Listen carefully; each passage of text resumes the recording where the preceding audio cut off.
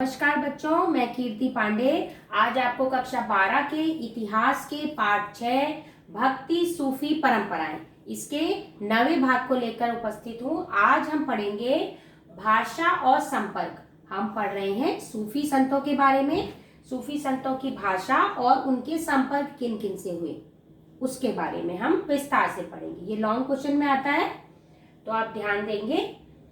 स्थानीय भाषा और हिंदवी को उन लोगों ने अपनाया। सूफी संतों ने स्थानीय भाषा जो थी वो और हिंदवी जो उर्दू और हिंदी का मिला जुला रूप था, उसमें कुछ अरबी के शब्द और कुछ फारसी के शब्द भी थे। तो इस प्रकार इन भाषाओं को उन्होंने अपनाया। जो बाबा फरीद थे उन्होंने क्षेत्रीय भाषा में रचना लिखी। एक सूफी संत थे बाबा फरीद, उन्होंने क्षेत्रीय भाषा में रचना लिखी और उनकी जो रचना है वह गुरु ग्रंथ साहब में संकलित है। उन्होंने जो बातें लिखी उनके कुछ अंश गुरु ग्रंथ साहब में संकलित हैं। तो आगे लंबी जो कविताएं हैं, मसनवी कहते थे जिन्हें, उनका प्रचलन उस समय शुरू हुआ। उन कविताओं में जो लंबी कविताएं होती थी, जो मसनवी होते थे, उन कविताओं में ईश्वर के प्रति प्रेम को मानवीय प्रेम द्वारा अभिव्यक्त किया जाता था। मतलब ईश्वर के प्रति प्रेम है लेकिन उसे मानवीय प्रेम के रूप में अभिव्यक्त करते थे। अब उदाहरण के तौर पर मलिक मोहम्मद जायसी, जिनका नाम आपने हिंदी की पुस्तक में पढ़ा होगा, हिंदी में आपके होगा ये। तो उदाहरण के लिए जो मलिक मोहम्मद जायसी थे, उन्होंने पद्मावत नामक पुस्तक लिखी थी, जिसमें पद्मावती और चित्तौड़ के राजा रतन सिंह की प्रेम कहानी के इर्द गिर्द यह पद्मावत चलती है।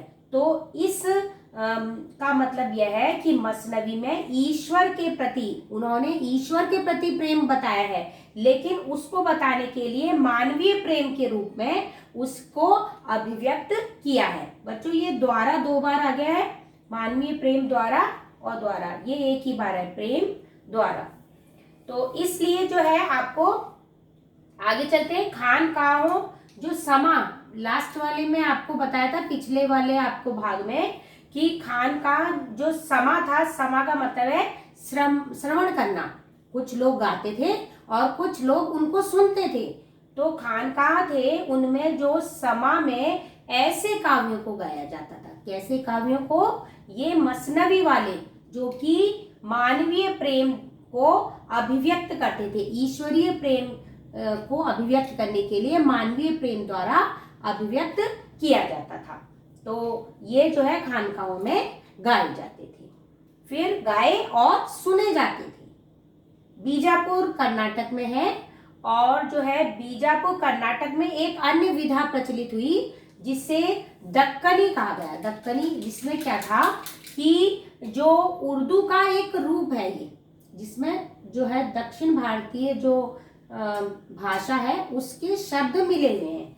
तो दक्कनी जो है उर्दू का रूप, उनको ऐसी विधा उन्होंने प्रचलित हुई। मतलब बीजापुर कर्नाटक में जो सूफी संत गए, उन्होंने एक नई विधा का प्रचलन प्रारंभ किया। अब वो कौन थी?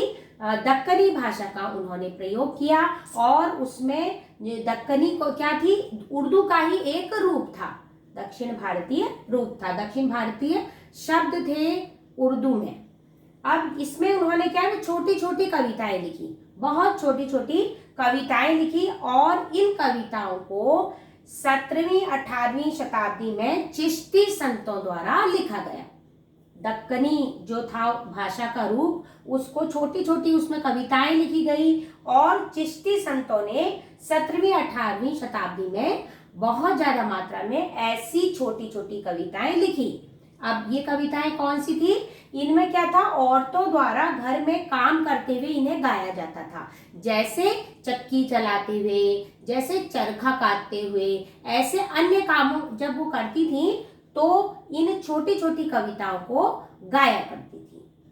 अब जैसे लोरी नामा, शादी नामा भी इसी का एक रूप है। लोरी नामा, जब बच्चा को सुलाते हैं तो उनकी माता, उनके परिवार के सदस्य लोरी गाती हैं, तो वही लोरी नामा। और शादी नामा शादी विवाह के अवसर पर ये सूफी संतों द्वारा लिखी गई जो छोटी छोटी कविताएं हैं, जो गीत रूप में लिखी गई थी, वे गाई जाती थी।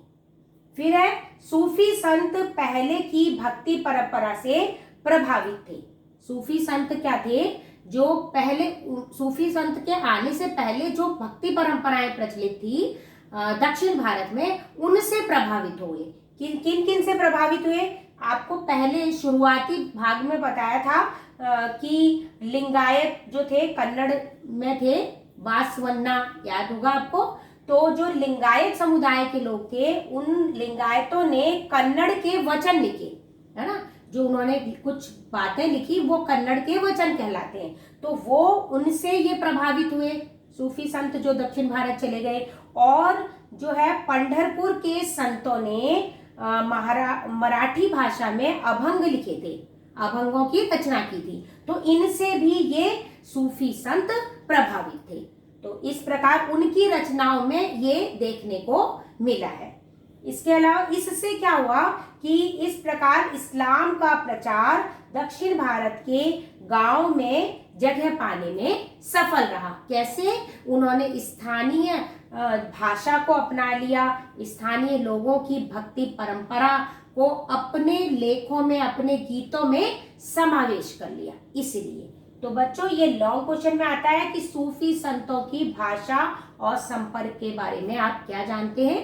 तो आज आप यही लिखेंगे, सूफी संतों की भाषा और संपर्क। भाषा किस प्रकार की थी, किस प्रकार उन्होंने दक्षिण भारत में संपर्क स्थापित किया।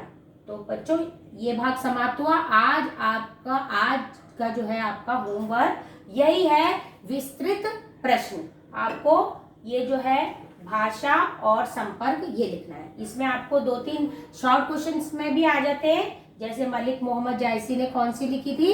पद्मावत लिखी थी। इसी प्रकार बाबा फरीद ने गुरु ग्रंथ साहब में उनकी जो रचना है उसका संकलन है।